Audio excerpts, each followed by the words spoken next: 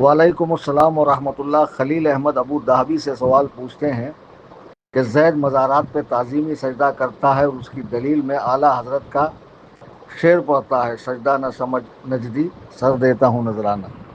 اول تو یہ شعر اعلیٰ حضرت کا نہیں، حضور مفتی اعظم ہند رحمۃ اللہ علیہ اعلیٰ حضرت کے چھوٹے صاحبزادے کا۔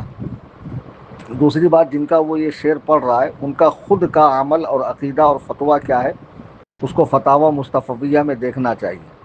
اور ان کے والد گرامی مجدد اعظم دین و ملت امام اہل سنت الشاہ امام احمد رضا خان فاضل بریلوی علیہ الرحمت و رضوان کا موقف کیا ہے وہ معلوم کرنا چاہیے۔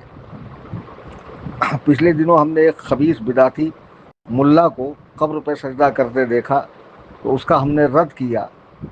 تو اس کے جواب میں لوگوں نے بجائے قرآن سے، حدیث سے دلیل دینے کے، اقوال فقہا سے دلیل دینے کے، اس شعر کا سہارا لیا ہے۔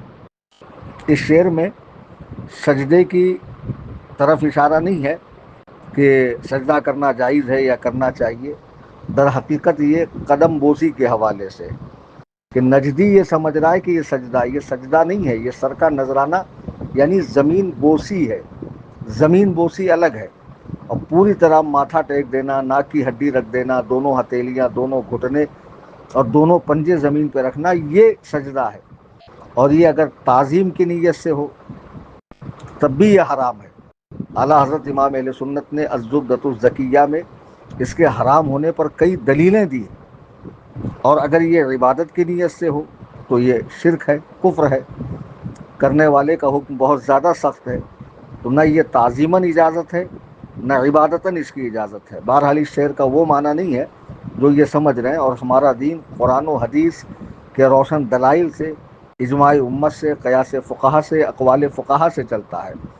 شعر کو دین میں دلیل نہیں بنایا جا سکتا، اور جبکہ شعر سمجھنے کی صلاحیت بھی نہیں ہے کہ یہاں مراد صرف اور صرف زمین بوسی جو کی جا رہی ہے اس کو جو نااہل سجدہ سمجھ رہا ہے اس کے تعلق سے ہیں، نہ کہ سجدہ